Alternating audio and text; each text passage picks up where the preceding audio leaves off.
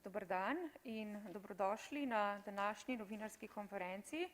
Spoštovani mediji, dobrodošli tudi vsi današnji govorci. Z nami je celotna delovna skupina, zelo smo veseli današnjega dne, zaradi tega, ker je na to temo, o kateri bomo govorili danes, zelo pomembno opozoriti. Govorili bomo, koliko preživetih minut pred zasloni je za otroke in mladostnike že preveč, kako hude so posledice pretirane uporabe zaslonov, ki jih opaža stroka, in ali je na pohodu nova epidemija. Novinarsko konferenco smo pripravili ob izidu smernic za uporabo zaslonov pri otrocih in mladostnikih. In morda najprej na začetku, preden gremo potem na vsebinske sklope po posameznih govorcih, predstavim celo delovno skupino. Celotna delovna skupina vam bo potem tudi še na voljo za kakšne posamezne izjave, tudi za vprašanja. Začeli bi z dr. Matejo Vinter-Šprajcer. Ona je specialistka pediatrije, sedi na koncu mize tamle, ampak je glavna pobudnica priprave smernic za uporabo zaslonov pri otrocih in mladostnikih in vodja te delovne skupine, ki je pripravila ta res pomemben prvi tak slovenski nacionalni dokument. Potem je z nami tudi Denis Baš, prav tako specialist pediatrije, predsednik sekcije za primarno pediatrijo Združenja za pediatrijo. Potem je z nami doktorica Anja Ratšelj, prav tako specialistka pediatrije in članica sekcije za primarno pediatrijo Združenja za pediatrijo. Potem je z nami tudi doktorica Marija Anderluh, specialistka otroške in mladostniške psihiatrije, je vodja službe za otroško psihiatrijo na Pediatrični kliniki v Ljubljani. Potem je z nami doktorica Mateja Hudoklin, specialistka klinične psihologije in direktorica svetovalnega centra za otroke, mladostnike in starše Ljubljana. Potem je z nami tudi izredni profesor dr. Damjan Osredkar, specialist pediatrije. Vas prosim morda, da vas mediji lahko vidijo, da vas bodo potem predstojnik kliničnega oddelka za otroško, mladostniško in razvojno nevrologijo na Univerzitetnem kliničnem centru v Ljubljani. Potem je z nami tudi gospa Mojca Vreča, sodelavka projekta SEIFI in ARNES. Potem je z nami tudi doktorica Špela Selak, psihologinja in komunikologinja iz Nacionalnega inštituta za javno zdravje. In pa z nami je tudi gospa Špela Reš, psihologinja, svetovalka na Logoutu. To se pravi, delovna skupina je bila res multidisciplinarna, kar precej časa je delala, da je pripravila ta dokument, tako da gremo kar k vsebini. Morda najprej k besedi vabim Denisa Baša, naj pediatra tudi, otroci ga imajo zelo radi, sicer pa tudi zelo angažiranega in predsednika sekcije za primarno pediatrijo, da nam pove, zakaj smernice, zakaj je ta problematika tako aktualna. Hvala vsem, predvsem se res še enkrat tudi jaz zahvalim dr. Vinter-Šprajcer za, bom rekel, to, da smo se sploh zbrali, bila je res gonilna sila teh smernic in mislim, da je namen več kot uspel. Zdaj v bistvu v naših ambulantah, jaz delam kot pediater v osnovnem zdravstvu, smo na žalost zadnja leta res priča, ko pridejo otroci že v predšolskem obdobju, se pravi stari leto pa pol, ko opazimo, da so preveč za zasloni in imajo zaradi tega tudi že težave, največkrat v govorno-komunikacijskem področju, so pa te težave tudi kasneje potem zelo opazne in bomo danes veliko o tem tudi slišali. Zdaj, mogoče ena stvar, mi tukaj v bistvu ne želimo, bom rekel, čisto, zavedamo se, da so pač digitalni mediji oziroma to je pač naša prihodnost, realnost in želimo tukaj v bistvu predvsem staršem odgovoriti na vprašanja, kdaj začeti, kdaj je tisti primeren čas v ambulantah, velikokrat dobimo ta vprašanja, kdaj pa zdaj otroka seznaniti z mogoče temi vsebinami in pa predvsem vsebina, kaj je tisto, kar bo otroku pomagalo pri njegovem razvoju. Zdaj, zaradi vseh teh vprašanj, ki jih dobivamo, je pa nujno tudi, da smo strokovnjaki, ne samo pediatri, ampak tudi potem strokovni sodelavci, logopedi v razvojnih ambulantah in pa predvsem v šolstvu, tako vzgojitelji, učitelji, da govorimo isti jezik, da v bistvu starši dobijo enoznačni odgovor, koliko časa je lahko njihov otrok za ekranom oziroma zaslonom in katere vsebine so tiste, ki jih priporočamo.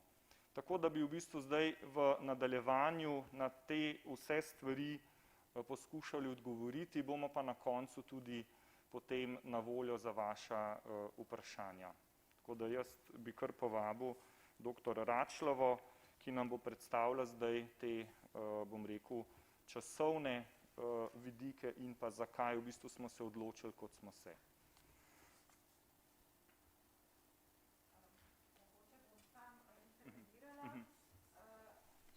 Vprašanja, verjetno je smiselno, da jih zastavljamo sproti, ali želite, da gremo vsebinske dele skozi, pa potem vprašanja? To se pravi, da jih zastavljamo sproti? Ne. Vsebinske dele skozi, pa vprašanja. Dobro, hvala. Potem pa res dr. Anja Račelj, lepo prosim. Ja, lepo pozdravljeni. Torej, zasloni so danes koristen in tak vsakdanji pripomoček, s katerim so pa seveda povezane določene pasti in tudi nevarnosti, posebej za otroke in mladostnike. Zato bom zdaj podala nekaj usmeritev, ki so predmet tudi teh naših smernic za varno uporabo zaslonov pri otrocih in mladostnikih. Te usmeritve dejansko temeljijo na časovni, se dotikajo časa uporabe, vsebine uporabe in pa tudi načina uporabe. Zdaj, preden preidem na otroke, se mi zdi zelo pomembno omeniti nas odrasle. Mi odrasli starši smo otrokom največji zgled in tudi na tem področju je blazno pomembno, da že od malih nog otroku pomagamo zgraditi zdrav odnos oziroma pravilen odnos do rokovanja z zasloni in da predvsem mu vgradimo vrednote, ki niso povezane z uporabo zaslonov v prostem času. Se pravi, ne moremo pričakovati od najstnika, da ne bo v naši prisotnosti ves čas brskal po telefonu, če sami mi počnemo isto oziroma smo to počeli, ko je bil on še otrok. Posebej je ta vzor pomemben v obdobju dojenčka, malčka. Malčki, dojenčki zelo aktivno iščejo stik z staršem, pristen kontakt in tudi poleg tega, da mu omogočimo fizično igro in raziskovanje, je prav ta stik ključen za zdrav celostni razvoj otroka, se pravi tako kognitivni kot psihosocialni in seveda tudi za zdrav razvoj, za razvoj zdrave navezanosti med otrokom in staršem. Torej, starši med dojenjem, naprimer dojenček velikokrat vzpostavi stik z mamico in je pravilno, da tudi ona vzpostavi stik nazaj, ne da med tem pregleduje vsebine na pametnem telefonu. Podobno je na sprehodu z vozičkom, ko otroček bi se pogovarjal z mamico, ona pa mogoče je odsotna nekje na neki napravi. Prav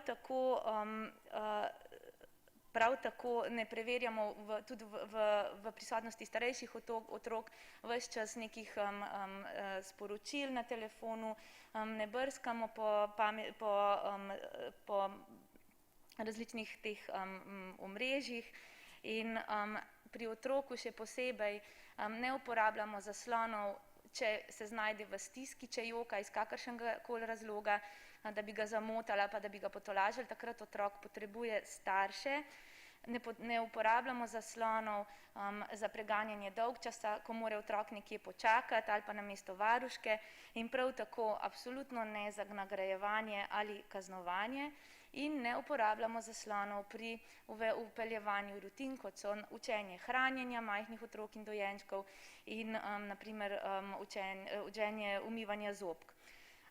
Ne smemo pa pozabiti tudi na zasebnost otrok in paziti, da ne objavljamo fotografij naših otrok v objavah kot starši. Zdaj pa, če preidem na otroke, eno tako glavno načelo je manj je bolje, to velja za vse starosti. In zdaj, če začnemo z dojenčki in majhnimi otroki, starimi do 2 leti, velja načelo nič je bolje. Se pravi, tam se res izogibamo uporabi zaslonov in pazimo, kot že sem prej omenila, na že opisano pasivno uporabo zaslonov strani staršev in pazimo tudi to, da televizija ni prižgana stalno kot nek šum v ozadju. Potem v starostni skupini 2 do 5 let. Naj otroci uporabljajo zaslone manj kot 1 uro na dan, to je seveda se stopnjuje za starostjo, kar pomeni 2-letnik mogoče 10 minut, 3-letnik 20, 4-letnik 30 in tako naprej, 30 minut. Pomembno je, da ti majhni otroci uporabljajo zaslone ob prisotnosti, aktivni prisotnosti staršev, ki tudi izberejo neko primerno vsebino. Kasneje, v prvem 3-letju osnovne šole, otroci stari 6 do 9 let, največ 1 uro na dan priporočamo uporabe zaslonov v prostem času. Tukaj spet izjemoma otroci sami, naprimer za kako delo za šolo, drugače smo tukaj prisotni starši in tudi pomagamo pri izboru vsebin. Kasneje v drugem 3-letju osnovne šole otroci stari 10 do 12 let priporočamo uporabo največ 1,5 ure na dan v prostem času in v obdobju 13 do 18 let zadnje 3 letje osnovne šole in srednja šola največ 2 uri na dan. Tukaj je tudi pomembno, da starši držimo nekako roko nad tem, kakšne aplikacije si otrok namešča na telefon, naprimer na neko pametno napravo in da tudi spremljamo nekako njegov način uporabe. Ves čas z otroki se pogovarjamo o možnih pasteh, o nevarnostih uporabe, o škodljivih učinkih, škodljivih dogodkih, ki se lahko pojavijo in velja za otroke tudi to, da čim dlje naj ne bodo uporabniki pametnih naprav, kasneje, ko pa so uporabniki, pa čim dlje naj ne bodo lastniki, njihovi lastniki.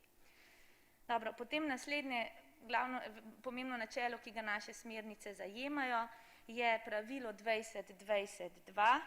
To pomeni, nanaša se na čuvanje vida oziroma na zmanjševanje negativnih posledic na vidno ostrino in velja, da vsakih 20 minut bližinskega dela za zaslonom pogledamo za 20 sekund v daljavo, celoten čas uporabe pa zaslona pa uravnotežimo z vsaj 2 urama gibanja oziroma preživljanja prostega časa na prostem. In ne nazadnje, naše smernice predvidevajo tudi družinski načrt zaslonov. To pomeni, da vsi družinski člani skupaj sestavijo in se potem tudi držijo tega načrta. Načrt pa vsebuje stvari kot, da so zasloni med obroki ugasnjeni, uporabo zaslonov v povezavi s spanjem, se pravi 2 uri pred spanjem naj se zasloni ugasnejo, v sobi naj otrok nima pametnih naprav, skupaj je dogovorjeno, kdaj se zasloni zvečer ugasnejo in kje ostanejo po noči. Sklene se, da televizija kot šum v ozadju ni prižgana, potem se tudi sklene, da so otroci, ko uporabljajo pametne naprave, da to delajo v nekem skupnem prostoru, ne nekje skriti sami zase in tudi to, da si kot družina čim večkrat privoščimo dan brez zaslonov. Da to bi bilo z moje strani. Najlepša hvala. Pa povabim k besedi naslednjo govorko, to je doktorica Mateja Hudoklin, da pove, kakšna pa so priporočila za šole in za vrtce. Lepo pozdravljeni. Jaz vam bom pa na kratko predstavila ta del, ki pokriva uporabo naših priporočil oziroma smernic v vrtcih in šolah, se pravi v okviru organiziranega vzgoje in izobraževanja. Na začetku bi izpostavila to, da so bile vse te smernice tudi usklajene s strokovnjaki Zavoda Republike Slovenije za šolstvo, tako da imamo pravzaprav neko soglasje in da tudi ti strokovnjaki podpirajo te smernice. Če se najprej ustavimo pri vrtcih, za vrtce velja, da uporaba zaslonov ni priporočljiva, kar pomeni, da se, če se le da, izognemo uporabi zaslonov za kakršnekoli namene v vrtcih. Kolikor se uporablja ta tehnologija, pa naj bo to zgolj izjemoma in še to zgolj v neke zelo jasne, k cilju naravnane aktivnosti, ki imajo neko dodano didaktično vrednost. Seveda pa morajo biti te vsebine, ki se uporabljajo, zelo jasno, kakovostno in strokovno preverjene. Morda bi na tem mestu še dodatno pojasnila to, kar je že Anja kar dobro razložila, da veste, v predšolskem obdobju se možgani, zdaj če tako poenostavljeno rečemo, zelo hitro razvijajo in seveda zato, da nekako sledi en zdrav razvoj, a ne, pri otroku, je to zelo povezano z izkušnjami, ki jih ima otrok in te izkušnje morajo biti tako taktilne kot kinestetične, tudi socialne in tako naprej in te izkušnje otroci ne morejo dobiti oziroma jih nadomestiti z opazovanjem nekih vsebin na zaslonih. Skratka, tukaj ni transferja neposrednega, ne? In otrok rabi izkušnje v živo in moramo oziroma morajo tako poskrbeti v vrtcih kot tudi starši za to, da je teh izkušenj čim več. Pomembno se je zavedati, da v bistvu tega obdobja, če ga otrok zamudi, ni tako enostavno nadomestiti. Določene stvari se lahko kompenzirajo kasneje, vendar pa zagotovo ne vse. Kar se tiče priporočil uporabe zaslonov v šolah, ravno tako lahko rečemo, da odsvetujemo uporabo zaslonov med odmori, v podaljšanem bivanju in med vsemi aktivnostmi, kjer ni prisotnosti učitelja. Raba zaslonov v šoli mora biti osmišljena, mora biti jasno opredeljena z določenimi cilji in priporočamo tudi redno oziroma kontinuirano opismenjevanje na področju uporabe digitalnih in spletnih medijev in vsebin in tukaj prepoznavamo zelo pomembno vlogo, ne, pri tem osveščanju in opismenjevanju otrok. Ravno tako se priporoča šolam oblikovanje protokolov v primeru nekih zlorab oziroma pojavljanja nekih škodljivih dogodkov, ki seveda so jim otroci izpostavljeni ob uporabi spletnih vsebin, o teh bomo pa slišali tudi v nadaljevanju konference. No in še ena stvar, na kateri se je potrebno ustaviti v tem času epidemije, čas pouka na daljavo. Zdaj ta čas je prinesel kar nekaj dilem oziroma zagat povezanih z uporabo zaslonov. Seveda nam je vsem jasno, da je čas, ki ga preživijo otroci in mladostniki pred zasloni, v tem obdobju precej daljši, ne, kot je bil pred epidemijo. In s tem seveda se je pa tudi povečalo tveganje za pojavljanje nekih škodljivih vplivov oziroma neugodnih vplivov na otroke. Z vidika šole svetujemo, priporočamo, da učitelji in starši spodbujajo tako šolsko rutino, kot tudi domačo rutino, kar pomeni, da je zelo pomembno za otroke, da se vzpostavi neka jasna struktura dneva, da se vzpostavljajo jasne šolske rutine tudi ob pouku na daljavo, kar pomeni jasen začetek pouka, določeni vnaprej dogovorjeni odmori, ki naj bojo aktivni, stran od zaslonov.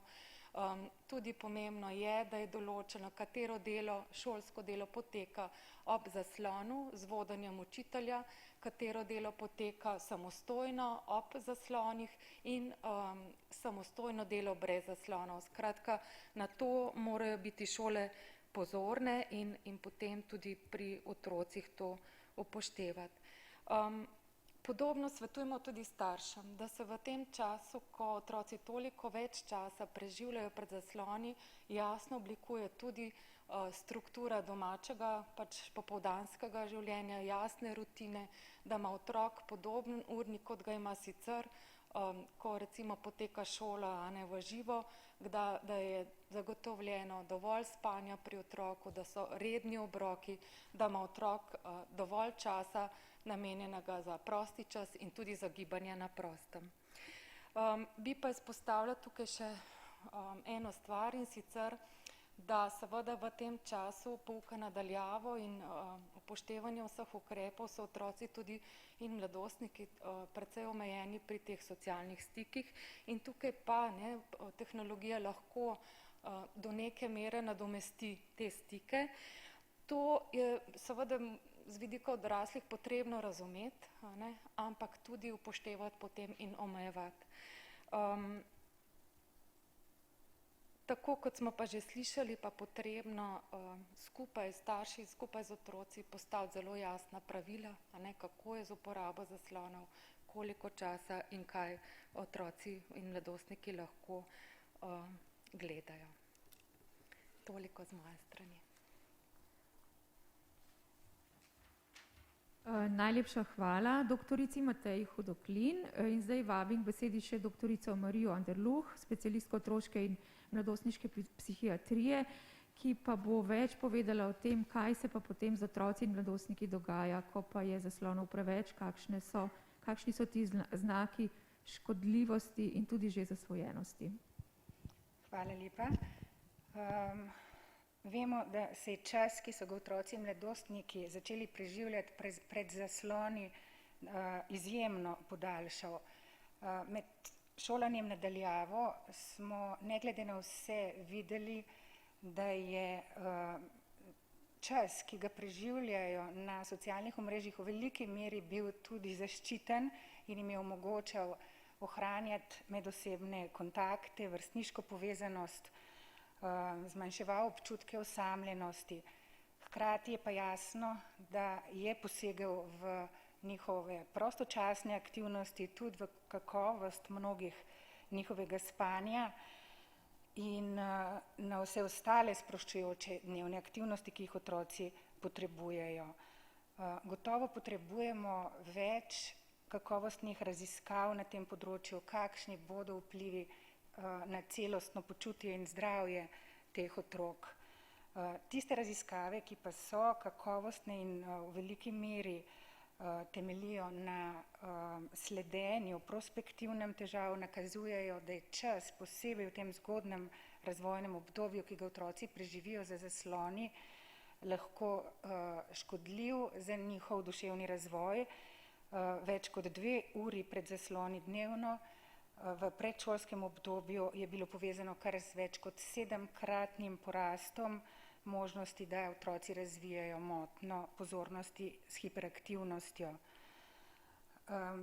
Kakšne so pravzaprav dejanske situacije? Slovenski otroci so v spomladanskem prvem zaprtju šol preživeli v povprečju 6,7 ur na dan pred zasloni, od tega je šlo skoraj 4 ure na račun šolskega dela. Za ilustracijo lahko povemo, da je evropska raziskava v letu 2018 ugotavljala, da otroci preživijo približno 2,6 ure za zasloni. Zelo jasno je, da je v tem drugem letošnjem zaprtju čas, ki so ga otroci prebili za zasloni, namenjen šolskemu delu, še bistveno porasel. V Sloveniji je kar 43% staršev izrazilo mnenje, da jih skrbi tako velika uporaba zaslonov v času boja z epidemijo. Tudi v tej luči mislim, da so smernice zelo aktualne in upam, da bodo staršem v pomoč. Zdaj, kateri otroci imajo največ tveganj oziroma tvegane rabe zaslonov? Gotovo tisti z razvojno-nevrološkimi motnjami, to so otroci s hiperaktivnostjo, z avtizmom, posebej ranljivi, so pa tudi otroci s čustvenimi motnjami, s šibko samopodobo, otroci, ki so manj bili vpeti v neke realne vrstniške odnose in tisti, ki imajo nekako tudi slabšo telesno samopodobo.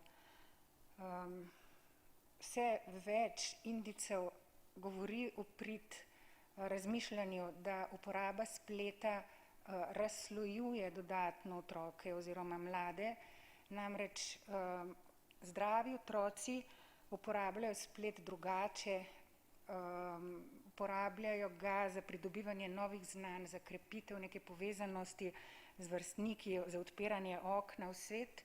Otroci, ki so ranljivi, pa velikokrat uporabljajo splet na drugačen način, ki veča njihove čustvene stiske, jih izpostavlja nekemu negativnemu samovrednotenju, dodatnemu primerjanju z drugimi in žal jih izpostavlja pogosteje tudi različnim oblikam spletnega nasilja. Zato strokovnjaki v teh smernicah opozarjamo predvsem na to, da se otroci lahko znajdejo na neprimernih vsebinah, kot so nasilje, pornografija, različne oblike spletnega nasilja med nami in kot sodelavka pri pripravi smernic je tudi gospa Maja Vrečar, ki se dnevno ukvarja s to problematiko in upam, da bo imela možnost malo več spregovoriti tudi o tem. In seveda izpostavljeni so tudi digitalnemu trženju, tudi o tem v smernicah.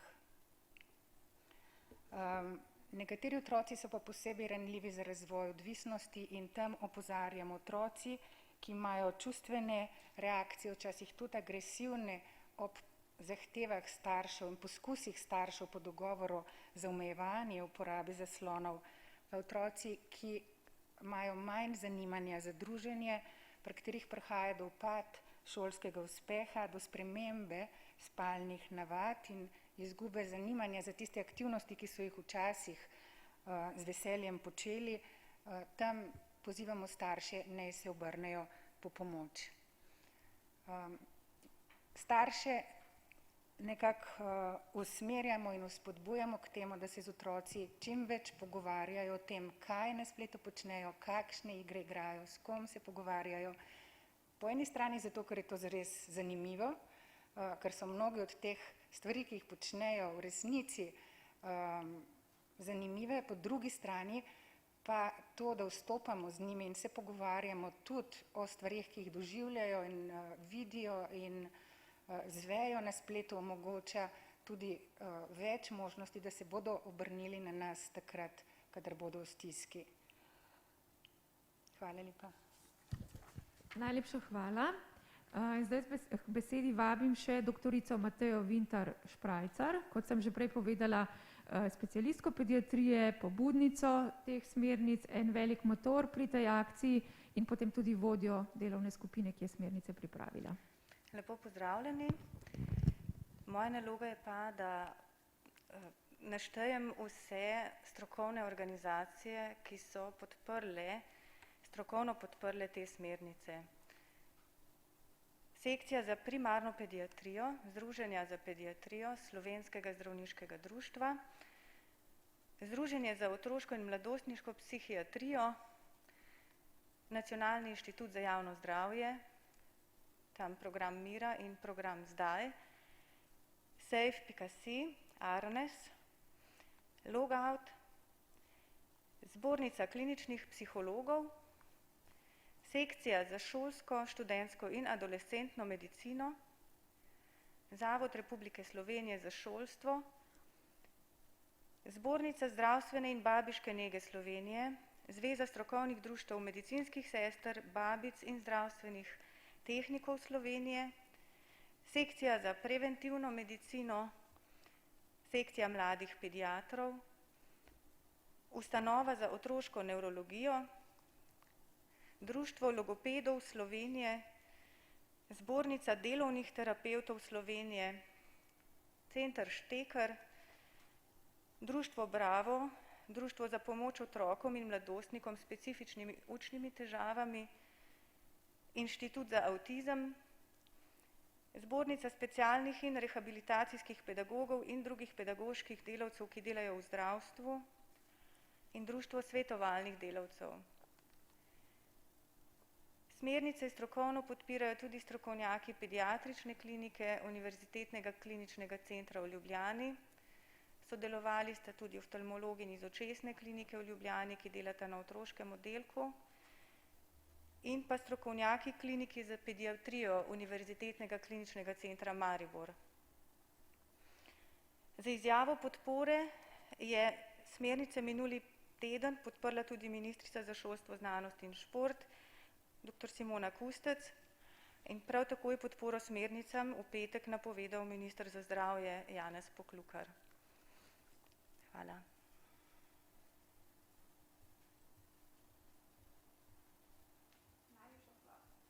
Najlepša hvala. Tudi doktorici Mateji Vintar Šprajcar za tole predstavitev. Kot vidite, je v bistvu delo opravila res velika skupina ljudi in velika skupina strokovnjakov in usklajene so bile z vsemi pomembnimi v Sloveniji pomembnimi inštitucijami. Zdaj pa je čas, da v bistvu zastavite vprašanja. Lepo prosim. Mogoče še to, z nami so tudi preko Zooma kolegi novinarji, tako da jih prosim, da vkolikor imajo vprašanja, zastavijo vprašanja preko četa. Najprej pa v živo.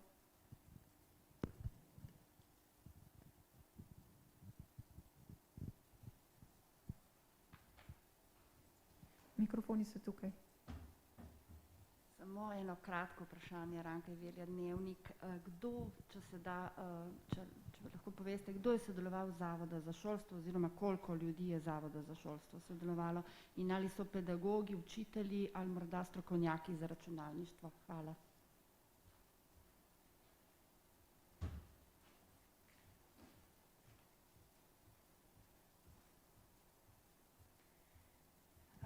Strani Zavoda za šolstvo je smernice pregledala njihova delovna skupina 9 strokovnjakov, natančneje pa smo kasneje usklajevali besedilo in vsebine z gospo Biserko Lep in Apolonijo Jerko in z vsem je bil seznanjen seveda tudi direktor, tako da v bistvu smo imeli vsebinsko podporo, ki smo jo uskladili tudi z vsemi pravili šolskega reda in vsemi dokumenti, ki jih šolstvo uporablja za namen usmeritev na tem področju.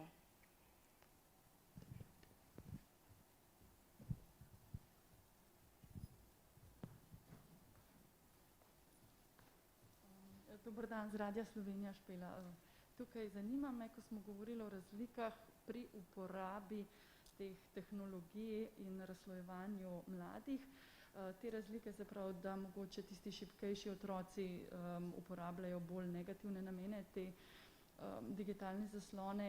Kaj se da tukaj narediti oziroma kdo bi moral, kako bi lahko ta razkorak nekako zmanjšali in nekako se posvetili tem otrokom, ki uporabljajo te zaslone na šibkejši način oziroma bolj tvegan način?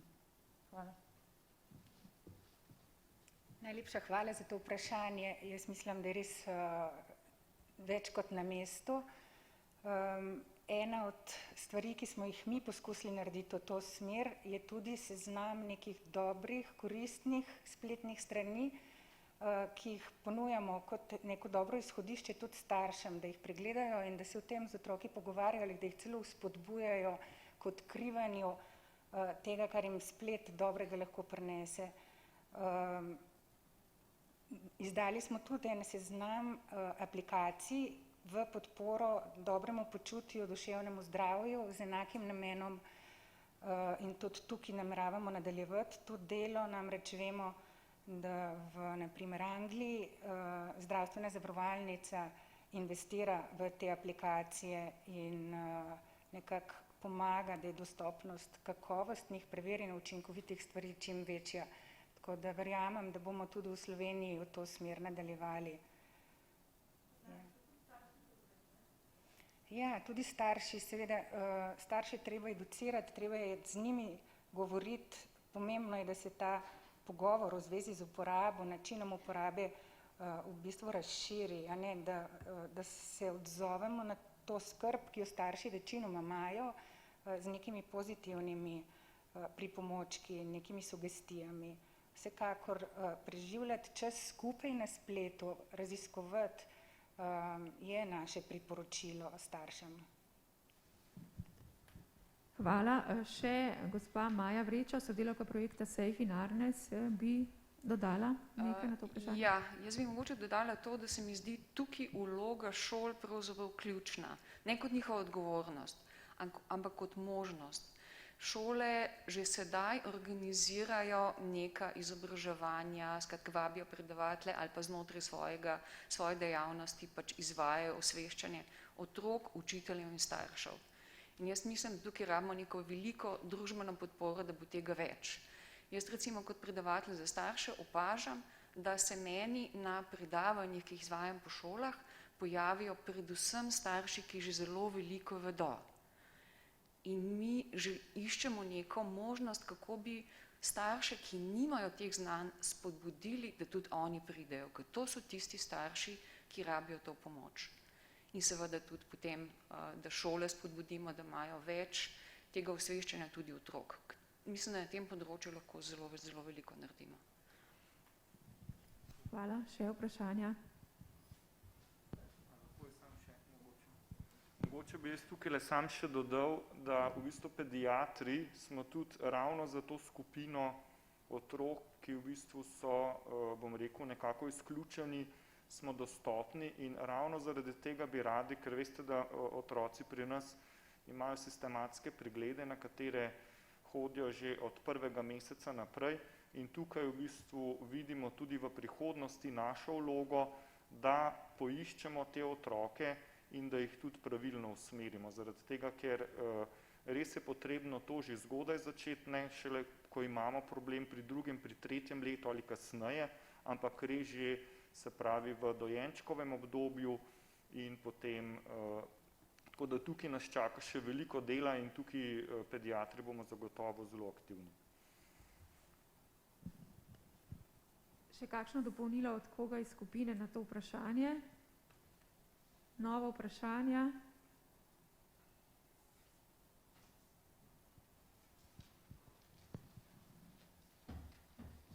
Še eno malo daljše vprašanje. Pred leti je v Sloveniji predaval nemški nevrolog Špicer. Potem je išla tudi njegova knjiga v Sloveniji. Tam, jaz sem bila na tem predavanju in se spomnim, ko smo ga vprašali, naj vendar pove, koliko bi bila recimo najnižja priporočljiva doza torej uporabe zaslonov.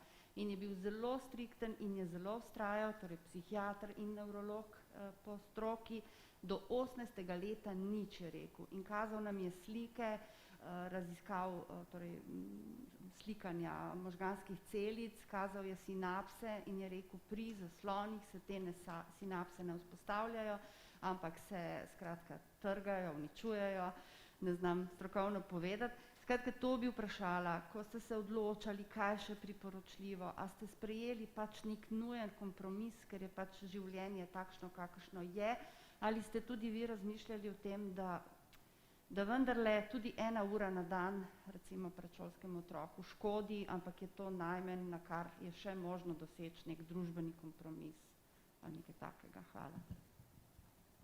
Bo izredni profesor dr. Damjan Osredkar, specialist pediatrije in predstojnik kliničnega oddelka za otroško in mladostniško in razvojno nevrologijo iz kliničnega centra odgovoril.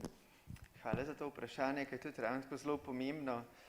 Dejstvo je, da se življenje zelo hitro spreminja, ne? In da v bistvu se ta hitrost spreminjanja pospešuje, tako da recimo moja babica se je od svojih staršev naučila vsega, kar je rabila za življenje, danes pa jaz komi še svoje otroke lahko krmaram v tem svetu, ki se je tako dramatično spremenil. Tako da ta uporaba zaslonov pravzaprav je zadnjih 30 let se zelo razmahnila in jasno je, da zelo vpliva na to, kako ljudje funkcioniramo v svojih življenjih, ampak ravno tako so se naši možgani mogli prilagoditi temu, da recimo uporabljamo avtomobile, pa jih prej nismo, ali pa da živimo v mestih, za razliko od tega, kako smo živeli takrat, ko smo bili še v obdobju, ko so ljudje nabirali in lovili za svoje preživetje sami, ne? Tako da pa smo se za to evolucijsko v bistvu trenirali na tisoče let. Tako da življenje je brez dvoma drugačno, sigurno se možgani na te nove okoliščine drugače prilagajajo, ampak ena od težav, ki smo jih imeli pri pisanju teh smernic je, da pravzaprav zelo jasnih znanstvenih dokazov za ali pa proti uporabe zaslonov v resnici ni. Zato recimo izkaže se, da zelo velikokrat, da recimo tako, ko smo govorili o socialno ogroženih družinah, tam ni problem samo to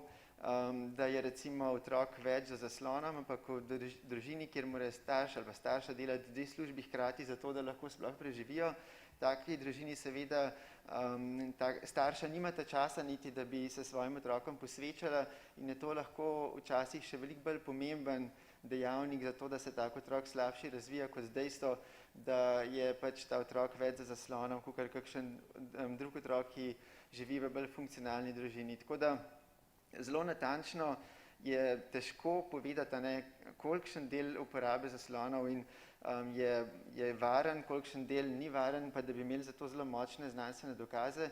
Tega žal še nimamo. Sigurno bomo te smernice so pač začetek neke poti, jih bomo sproti posodabljali in nova dognanja v to inkorporirali in se poskušali temu orientirati, ampak nekako vsekakor se mi pa ideja, da pa do 18. leta otroci ne bi uporabljali zaslonov, zdi pa nekako neživljenjska. Danes, če sam vem, ko potujem, pa pridem v neko mesto in si vzamem telefon zato, da me usmeri na pravo mesto, taka uporaba zanesljivo ne bo pokvarila mojih možganov, ampak mi samo prehranila nekaj časa. Tako da mislim, da to preveč, ampak seveda pa tako, kot smo mi tudi v smernicah nekako opozarjali, pretirana raba pa je lahko povezana, zato je vse več dokazov in tudi nekako v nekaterih ozirih smo mogli te časovne prilagoditve v bistvu, nekako ne si izmisliti, ampak nek tak educated guess uporabiti, kaj bi mislimo, da bi bilo najbolje. So pa to težave, s katerimi se srečujejo strokovnjaki ne samo pri nas, ampak seveda povsod po svetu in nekih dokončnih odgovorov na to pravzaprav ni. Najlepša hvala. Bi kdo še morda kaj dopolnil k temu vprašanju? Ja. Mogoče sam še eno repliko. Pred kratkim sem slišala ali videla, kako so bili v 30 letih tako skrajno zaskrbljeni zaradi prihoda radija in uporabe radija in koliko časa je zdaj radio vžgan in kaj se bo zdaj zgodilo z ljudmi. Tako se mi zdi, da tudi tukaj, tako kot je dr. Osredkar povedal, je pomembno imeti pač neko življenjsko perspektivo sedanjega trenutka in sedanjega časa, predvsem pa pozorno spremljati, kako to uporabljajo. Še morda kdo iz delovne skupine na to vprašanje? Nova vprašanja?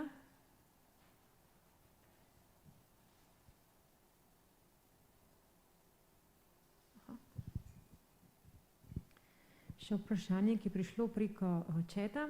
Pozdravljeni, ali imamo podatke o tem, ali in za koliko se je med časom šole nadaljavo, ko so otroci v povprečju 7 ur dnevno preživeli za zasloni, povečalo število otrok, ki tvegano uporabljajo tehnologije in aplikacije.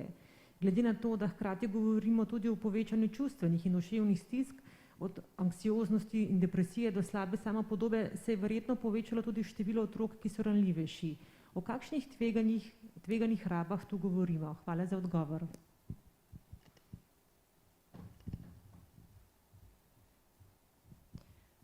Odgovor bo podala gospa Špela Rež, psihologinja, svetovalka na Logoutu. Pozdravljeni. Jaz lahko nekaj o naših izkušnjah povem. V zadnjem letu, torej koronskem letu, se je pri nas skoraj za tretjino povečal obseg dela, se pravi strokovnjakov, ki se ukvarjamo z mladostniki, otroci. Za 20% se je povečalo število vključenih.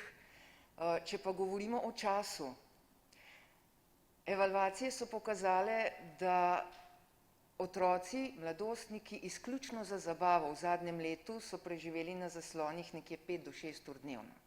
Se pravi, če damo zraven še šolo, obveznosti, smo nekje do 9 do 10 ur, govorimo o naših vključenih. Tako da med njimi je opaziti velik porast čustvenih težav, depresivno razpoloženje, tesnoba sta daleč v ospredju, samopoškodovalno vedenje, tudi suicidalnost, tako da tukaj so ranljivi res te mladostniki, otroci z čustvenimi težavami in vsekakor priporočamo tukaj strokovno pomoč. Hvala. Najlepša hvala. Še morda kakšna misel na to vprašanje, kakšen odgovor od koga iz delovne skupine? Ne. Morda doktorica Marija Anderluh.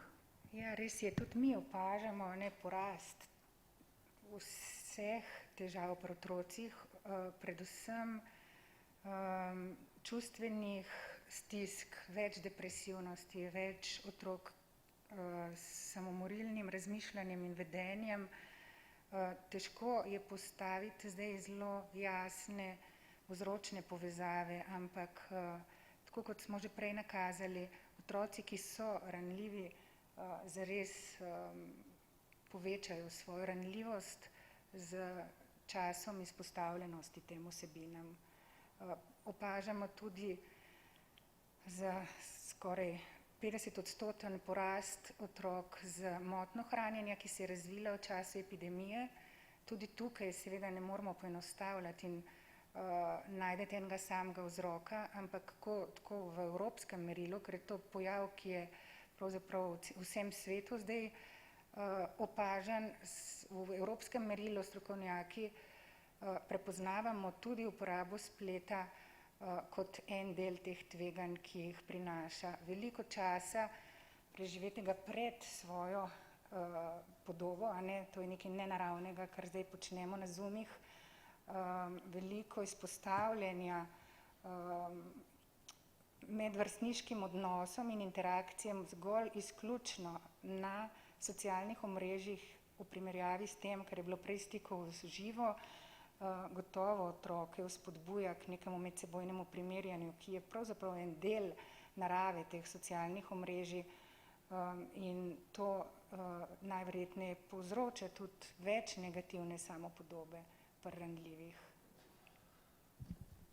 Najlepša hvala. Ja, še gospa Maja Vreča bi dopolnila oziroma povedala.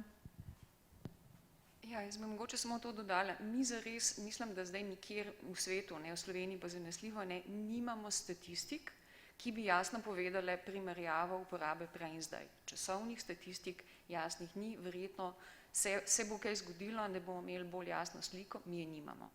To, kar pa vidimo, je tako, kot je recimo logout opazil, kot opazijo pač na klinikah. Jaz recimo bi lahko povedala za Tom telefon, ki je pač del našega projekta, pač smo povezani s FSI in Tom telefon. Oni opažajo natanko iste pojave. Recimo samomorilnost, razmišljanje, samopoškodovanje se je drastično povečalo. Zdaj recimo za 100% izgleda približno poraslo, glede na prejšnja leta v tem koronskem obdobju razmišljanja o samomoru. To so recimo take zelo, zelo hude številke.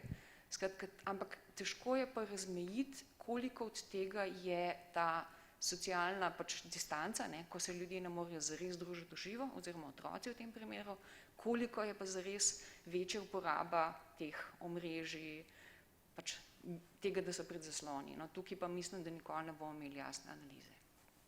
Hvala. Prišlo je še eno vprašanje preko četa in sicer novinarko Radia Celje zanima, kakšni so simptomi, ki jih zdravniki pediatri opažate pri malčkih in so pokazatelj, da so že najmlajši otroci preveč izpostavljeni zaslonom oziroma da starši čas namesto svojim dojenčkom preživljajo za zasloni. Mogoče dr. Baš? Ja, v bistvu to je bil tudi eden od, bom rekel, momentov, da smo sploh te smernice začeli delati, ker smo res v zadnjih letih opažali, da otrok, ko pride na sistematski pregled, naprimer pri letu pa pol ali pa naprimer pri 3. letu začne, se pravi, barve našteva v angleškem jeziku, staršem se to zdi zelo super, ker pač moj otrok zna angleško. V bistvu se pa potem v anamnezi izkaže, da je v bistvu tak otrok po več ur na teh kanalih z risankami v angleškem jeziku in da je v komunikaciji tudi potem, ko ga opazujemo v ambulanti, begav, nima nekega obstanka, ni dobrega očesnega kontakta, govorni razvoj zelo zaostaja, tako da v bistvu takih otrok, tudi ko se pogovarjamo s kolegi, nažalost je v sedanjem času več. In to je eden od, se pravi, ta govorni razvoj in pa, bom rekel, Ena od takih stvari je tudi ta čustvena komponenta, ko starš, ko je v čakalnici, pač imajo starši za pomiritev te filmčke na telefonu, potem pa, naprimer, če to želijo dati stran, dobi tak otrok napad jeze, agresije, se vrže na tla. To so v bistvu taki znaki, ki jih starši tudi pri svojih otrocih opažajo. Tako da zato je zelo pomembno, da mi tukaj ne želimo zdaj, da se zavedamo, tako kot je profesor Osredkar povedal, da pač ta tehnologija je z nami in moramo iti v korak, ampak morajo pa starši res vedeti, ker to je dostikrat vprašanje, kdaj pa zdaj otroka mogoče seznaniti z, ne vem, pametnim telefonom, kdaj pa mogoče skupaj kaj pogledati, in tukaj se mi zdi, da te smernice prinašajo te odgovore in koliko časa je še, bom rekel, da smo v varnih okvirih. Najlepša hvala, dr. Baš. Morda še kdo iz delovne skupine bi kaj dodal na to vprašanje? Ne. Imamo še kakšno vprašanje zdaj na chatu, v tem trenutku novih vprašanj ni, imamo še kakšno vprašanje v dvorani? Aha, ravno je prišlo eno dodatno vprašanje.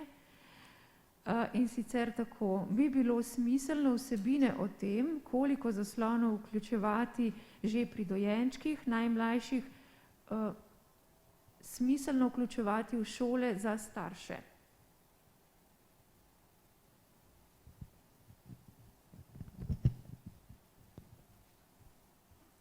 Lep pozdrav, hvala za to vprašanje. Absolutno, to je ideja in vizija, ki jo imamo. Torej, treba je delovati preventivno. Računamo na to, da se bodo te vsebine za starše, ki jih dobijo že v šolah za starše, predno se otrok rodi, in pa tudi v raznih programih, ko so že starši v prvem letu starosti, in pa tudi strani pediatrov med preventivnimi sistematskimi pregledi, da bodo te vsebine vključene, ker pač je preventiva definitivno boljša, kot potem, ko so že težave. Tako da na ta način seveda bomo delovali in to si želimo in upam, da bodo tudi na tem področju smernice en korak naprej. Hvala. Najlepša hvala, doktorica Mateja Vintar Šprajcar. Še kakšno vprašanje? Zdaj, vprašanje, ki je bilo zastavljeno, ga je zastavila novinarka časopisa Novi tednik in Radio Celje. Ni drugih vprašanj, tudi na chatu zgleda, da ni vprašanj. Tako, bi počasi potem zaključili današnjo novinarsko konferenco, mogoče še z zadnjim vprašanjem oziroma zadnjo pobudo za vse člane v delovni skupini, če je kaj, kar je ostalo morda neopozorjeno, je zdaj še čas za kakšen krajšo izjavo, potem pa boste vsi oziroma vam bodo vsi člani delovne skupine še nekaj časa na voljo tudi še za kakšne individualne izjave, ki jih boste lahko posneli. Morda želi še kdo iz delovne skupine kaj dodati? Bi dr. Vintarjeva še? Aha. Jaz bi se res samo zahvalila, izkoristim to priložnost vsem, ki smo tukaj res stopili skupaj, vsem, ki so podali svoje pripombe in komentarje, s katerimi smo sodelovali pri teh smernicah. Upamo na dobro sodelovanje tudi v prihodnje. Na spletni strani Zdravniške zbornice, smernice zasloni, najdete vse vsebine. Eno je knjiga, ki je namenjena strokovnjakom, ki se pri delu srečujejo z otroki in mladostniki. Potem je nekaj do zdaj narejenih izročkov za starše, ki jih lahko tudi natisnete. Na spletni strani so tudi kakovostne vsebine za starše, ki jih priporočamo, nekaj aplikacij za podporo duševnemu zdravju in pa vsi kontakti partnerskih organizacij, kjer lahko najdete še dodatne vsebine. Tako da res lepa hvala vsem za to delo, ki ste ga opravili in ki ga zdaj danes tukaj lahko predstavimo. Upam, da v dobro otrok in nas vseh. Hvala.